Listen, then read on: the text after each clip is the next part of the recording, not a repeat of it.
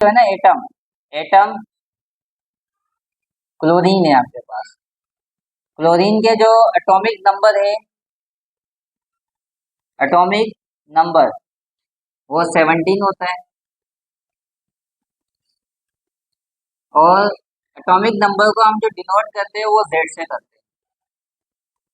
Chlorine का जो atomic number है वो 17 है। इसको हम क्या कहते हैं? Number of proton.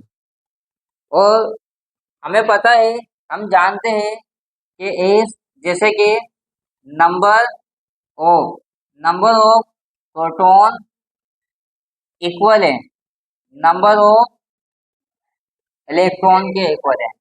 एक एटम के अंदर जितने इलेक्ट्रॉन होते हैं उतने ही प्रोटॉन होते हैं।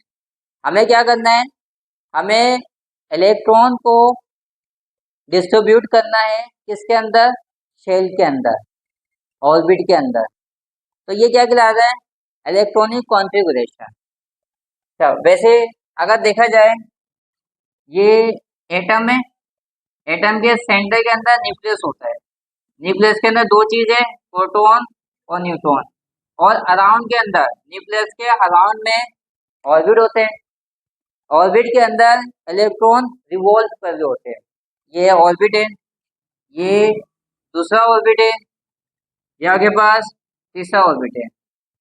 इस ऑर्बिट को शेल भी कहते हैं और एनर्जी लेवल भी कहते हैं। ये जो ऑर्बिट है ना, इसको शेल भी कहते हैं और क्या कहलाता है? ये एनर्जी लेवल पे कहलाता है। अच्छा, इसका नाम क्या है? पहले को हम कहते हैं एम शेल। जी, पहला क्या कहलाएगा? के शेल कहलाएगा, एल शेल कहलाएगा, फिर एम शेल कहलाएगा। और ये आपके पास जो दूसरा शेल है, इसके बाद एन शेल आएगा आपके पास। ठीक है, ये आपके पास एन शेल है। पहले शेल के अंदर कितने इलेक्ट्रॉन आते हैं? दो। पता करने का तरीका क्या पता करना है? कि शेल के अंदर, K shell, L shell, M shell के अंदर कितने इलेक्ट्रॉन आते हैं। तो उसका फॉर्मूला क्या है? ये रहा आपके पास, कि 2n स्क्वायर। अगर आपको ये मालूम करना है कि पहले ऑर्बिट के अंदर कितने इलेक्ट्रॉन आएंगे, तो ये रहा फॉर्मूला। दूसरे में कितने आएगा? ये रहा। तो यहाँ पर n क्या है? n जो है आपके पास नंबर ऑफ ऑर्बिट। तो पहला ऑर्बिट क्या है? 1 है, ये आपके पास 1 कहलाएगा। ये 2 है आपके पास, ये 3 है, ये 4। अगर मुझे मालूम करना है कि m शेल के अंदर कितने इलेक्ट्रॉन आते हैं, तो मैं n की जगह पे क्या करूंगा? 3 रख दूंगा। पहले 3 का स्क्वायर निकालूंगा, 9, 9 को मल्टीप्लाई कर दूंगा 18। डायरेक्ट भी कर सकते हो आप भाई, हमें तो सिर्फ ये पता करना है ना कि कितने आते हैं। तो उसमें 18 आते हैं। n में कितने आते हैं? 4 को 4 का स्क्वायर निकालना, 2 से मल्टीप्लाई करना, 32 आते हैं। हमारे पास कितने इलेक्ट्रॉन है? हमारे पास number of electron is equal है 17। 17 है। तो पहले ऑर्बिट के अंदर 2 इलेक्ट्रॉन आते हैं, ये 2 इलेक्ट्रॉन फिल कर दिए। दूसरे में कितने आते हैं? 8 आते हैं। 2 का स्क्वायर निकाले, 4, 4 को मल्टीप्लाई कर दो 2 से, 8 हो गए। तीसरे ऑर्बिट के अंदर कितने इलेक्ट्रॉन आते हैं? 18 आते हैं।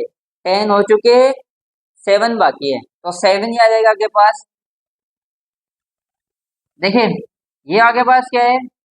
ये इलेक्ट्रॉन को हमने डिस्ट्रीब्यूट कर दिया। इसका इलेक्ट्रॉन क्या कर रहे हैं? ऑर्बिट के अंदर रिवॉल्व कर रहे हैं। हमें क्या करना है? हमें इलेक्ट्रॉनिक कॉन्फ़िगरेशन बनानी है, किसकी? क्लोरीन की।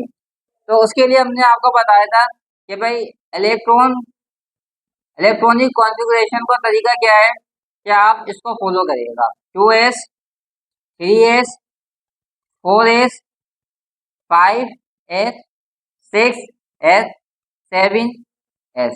इसके बाद यहाँ से शुरू होगा 2 से, 2p, 3p, 4p, 5p, 6p, d, 3d, 4d, 5d। इसके बाद 5F, इसी तरह बना हुआ है 4F है जी, 4F। देखिए ये है आपके पास, ये डायरेक्शन ये बता रही है कि पहले S1 आएगा, फिर डायरेक्शन ये बता रही है आपके पास S2 आएगा, 2S आएगा, फिर डायरेक्शन क्या बता रही है आपको 2P 3S। इसमें क्या आ रहे हैं 3P 4S, इसमें 3D। ये आपको डायरेक्शन बता रहा है कि उतारना किस तरह, आपको इलेक्ट्रॉनिक कॉन्फ़िगरेशन के लिए आपको कौन सा सब शेल लेना है, ये आ जाएगा आपके पास और ये आ जाएगा आपके पास। अब तरीका देखें, हमें क्या करना है, हमें इलेक्ट्रॉनिक कॉन्फ़िगरेशन करनी है। तो यहाँ पर तरीका ये है कि आपने हेडिंग डाली सोल्यूशन की और यहाँ पर लिख दिया कि नंबर ऑफ इलेक्ट्रॉन कितने आगे पास 17 है। इलेक्ट्रॉनिक